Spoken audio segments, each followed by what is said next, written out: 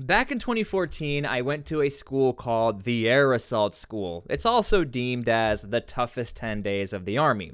Now, when I was a brand new private going to Air Assault School in 2014, I thought I was going to fail because I was that kid who grew up watching military movies, military documentaries, and you see people rolling around, throwing up on one another. I'm like, oh, this is going to be me going into Air Assault School. In fact, I remember packing my favorite MRE at the time, chili and beans, because I like the cornbread in it. Because back then in Air Assault School, when you fail the school, you have to sit there all day and you get to eat your MRE. So I'm like, you know what? I'm just going to have fun with it. If I pass, I pass. If I fail, I fail. And if I fail, I'm probably going to, hate my life forever.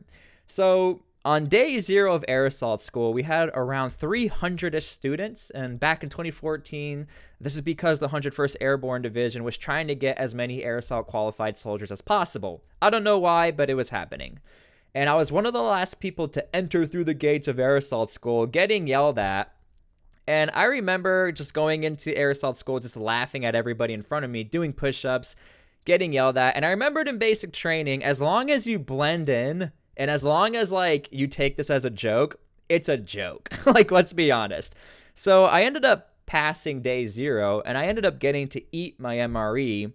And I'm starting to realize this toughest 10 days thing is not actually a thing. Now, I will say the hardest part of Air Assault School, where people fail, is not the physicality. It's not actually going down the ropes, sliding down the ropes, fast roping, rappelling. It's not any of that. The toughest 10 days is forgetting to bring your pen, forgetting not to click your pen in the closed position. They will kick you out of that school for the dumbest things, but that's because it's a school of mental ability, not so much physical ability. Not that I'm that smart, but that's why people were getting kicked out. And, I'll never forget the lessons I actually learned in Air Assault School is that titles don't really mean that much to anything. The toughest 10 days ended up being the easiest 10 days of a vacation from my unit.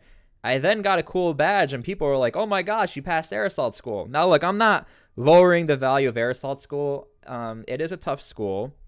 It is an important school. But the toughest 10 days... I thought it was the funnest 10 days, so take it as you will. Air Assault School for me was a lot of fun, but the lessons I did learn from there, I use it in my life today.